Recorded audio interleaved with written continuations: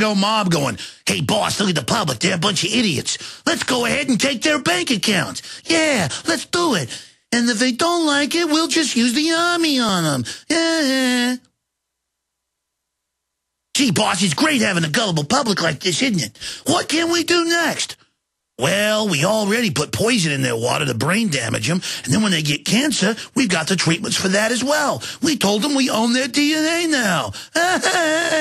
It's funny. Oh, boss, we got caught shipping guns into Mexico to blame the Second Amendment, and they caught us shipping the drugs in from Afghanistan and Mexico. Never mind that. These idiots won't do nothing. There's nothing they won't do. We've already got DynCorp CPS grabbing the kids for us to ship overseas, even when they got caught in Florida, nobody got in trouble. Wow, boss, we can even kidnap their kids now. Yeah, it's a great world we're building. We're good people. I'm sick of it, and I'm tired of it, and I want it to end. They've deployed another aircraft carrier with nuclear weapons to the Middle East to menace. All that's going bonkers crazy. The reset with Russia's over, with Putin saying the U.S. is messing with their internal elections. Putin, you mean the mega banks that run our country? The oligarchs you kicked out 8-9 years ago? Not that you're good, but you did kick out the Rothschild banks. Every time they arrested a head banker, it would turn out they were Rothschild or Queen of England fronts, and the money had already been transferred out. They were all front men. Ladies and gentlemen, we're going to come back and get into MF Global and the rest of it. We haven't had him on a week and a half with a big update. One of the victims of these criminals, of the Chicago banker mafia system. Of course, they just use Chicago mob as the muscle on the ground. It's all Rothschild, Rockefeller, British Queenie, Dutch Queenie, and a few others.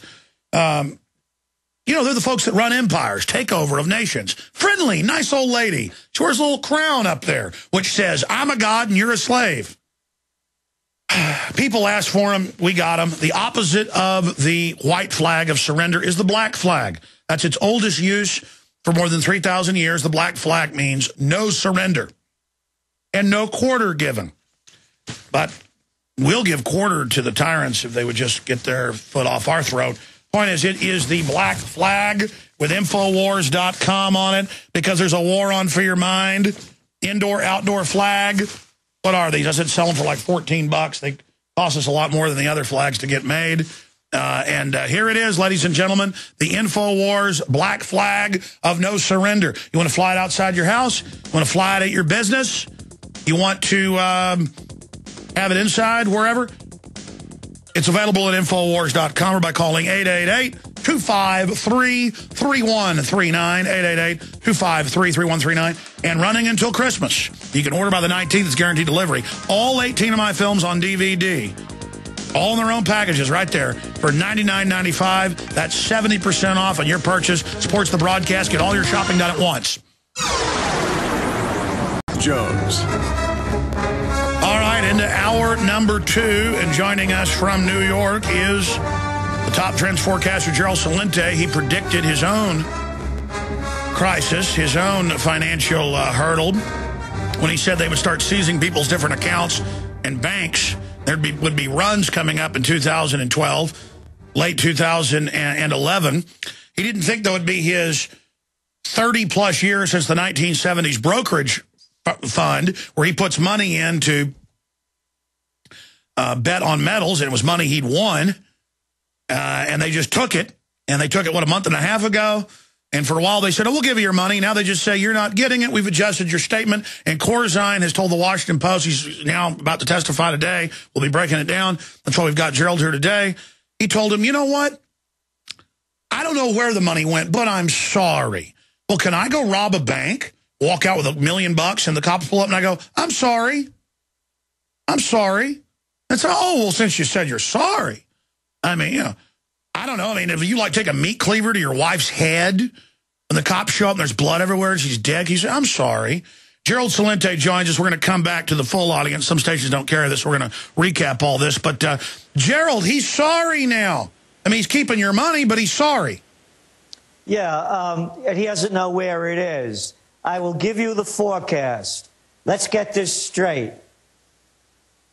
Don, the governor, Corzine, has been absent from public view for over a month, almost a month and a half. He's been coached by his white-collar crime lawyers. You know, the mouthpieces for the crime bosses, for Don Corzine. Oh, it's John Corzine. I'm sorry. Let's go back to his proper public name for a second. So he got the alibi down. Now he's coming out with, I don't know where the money is.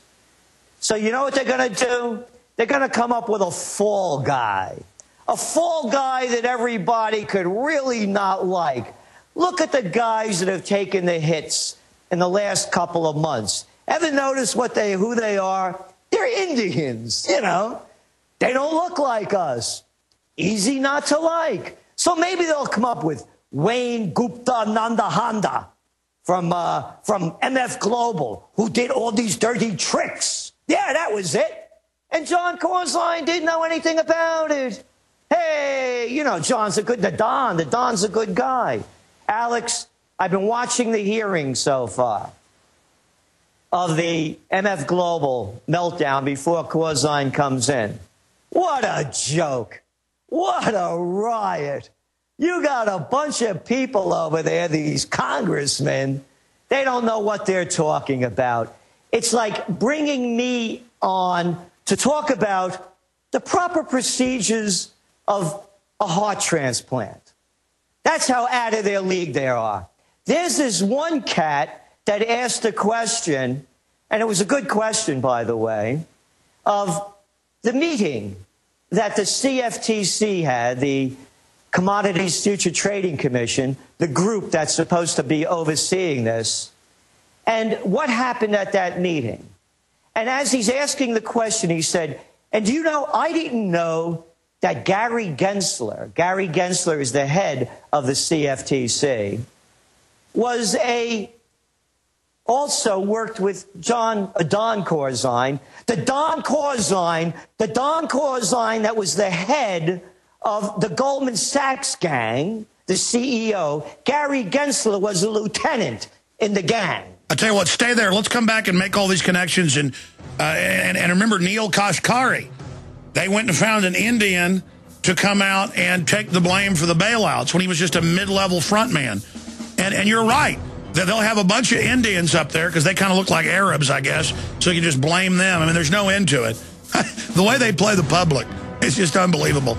Oh, look, Kashkari, he's a bald-headed guy. He looks like Dr. Evil, and he's got an Indian last name. It's all his fault. We'll be right back. Stay with us. You are ready. Thank you, Chairman. And Chairman Lucas, let's just listen to the first couple of remarks. Members of the committee. Like all of you, I am devastated by the enormous impact on many people's lives resulting from the events surrounding the MF Global bankruptcy. Of course, my distress and sadness pale in comparison to the losses and hardships that customers, farmers and ranchers and others, employees and investors have suffered. Their plight weighs on my mind every day. As the Chief Executive Officer of MF Global at the time of its bankruptcy, I truly apologize to all those affected. Before I address what happened, I must make it clear that since my departure from MF Global on November 3rd this year, I have not had access to many of the relevant documents which are essential to my being able to testify accurately about the chaotic days preceding the declaration of bankruptcy. The members should also understand that the committee turned down my request to testify voluntarily in January. I had hoped that by that time I would have obtained and reviewed relevant records so that I could be more helpful to the committee. While I intend to be responsive to the best of my ability today, without adequate time and materials to prepare, I may be unable to respond to various questions members might pose. Other questions, given my specific role in the company, will be questions for which I simply have no personal knowledge.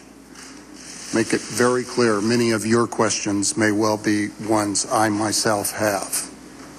When I joined the company in late March 2010, MF Global was primarily a voice-based broker that provided execution and clearing services for products traded in derivative markets on exchanges around the world. I'd like to comment on what he's already said. The firm had reported losses in 5 consecutive quarters before I arrived. What he's doing is he's already pleading the fifth. Isn't it wonderful? He was going to wait until January. Oh, yeah, as everything got further and further away from the news, then he could slime in. Yeah, Corzine could slime in January after this thing blows over a little bit. And oh, how sorry he is. Yeah, his heart is bleeding. He's worth, what, $500 million. Yes, how about coming up with the money to cover the losses that the rest of us took? Gerald Celente is our guest. We just came back live. As we were going live at 8 after, they brought Corzine in, and he has basically taken the fifth now, right as Gerald, we invited Gerald to speak over him and give us some live coverage. And so Corzine basically has come in and taken the fifth, as the Washington Post reported that he would take the fifth. And he told the Washington Post that his lawyers did. They don't know where the money is. So how convenient. The money is taken out of the accounts in early November. He leaves, and now he doesn't know anything because he left the company. And he's the one that made the 40-to-1 bet. This is unbelievable. Gerald Celente is our guest breaking this down. I mean, so this is our worst fears. They're trying to set the precedent, Gerald. And, of course, for those that just joined us, you lost over 6 figures from your own private account that the large Chicago mafia exchange, the CMT, the Chicago trading group, the Chicago Mercantile had come out and said, oh, we're always going to cover everything. It's all insured. Now you're being told it's not insured. It's your money. What type of precedent does this set? Where does this go from here? We haven't talked to you in a week and a half. What have you learned? Well, I've learned what I learned before, and that's what I'm telling everybody. Your money isn't safe. And for all you jerks out there shooting your mouth off that don't know what you're talking about, they've never had a sellout like this in the history of the commodity exchange in 150 years. And I wasn't speculating. I made a deal to pick up delivery. And all those jerks out there that say I should have known better, yeah, how about this one? All those jerks in New Jersey that voted in this Don Corzine as senator and governor, you should have known better too. And all you other jerks out there like the Obama administration that welcomes Corzine into the White House and has him throw $35,000 a plate dinners, yeah, they should have known better too. Yeah, everybody but me should have known. I should have known. Nobody else should have known that Corzine was giving us the shaft. So let's go back and play this over. So these committee hearings begin with a guy asking a question, a congressman, who said he didn't know until today that Gary Gensler, the head of the Commodities Future Trading Commission, was a lieutenant of Don Corzine when Corzine ran the Goldman Sachs gang back in the 90s. He didn't know that, the guy asking questions. Then the question he asks was, well, you had a meeting back with Gary Gensler and John Corzine several months ago. Do you have notes of that meeting? And here's what the woman who they're questioning, and you know why they're questioning this woman and not questioning Gary Gensler? Gary's gone. Gary had to go on an important trip. Oh. No, they won't. That's like asking a soldier from the Don what the Don was thinking. So they don't even have Gensler there today. Here's what she said. No substantive issues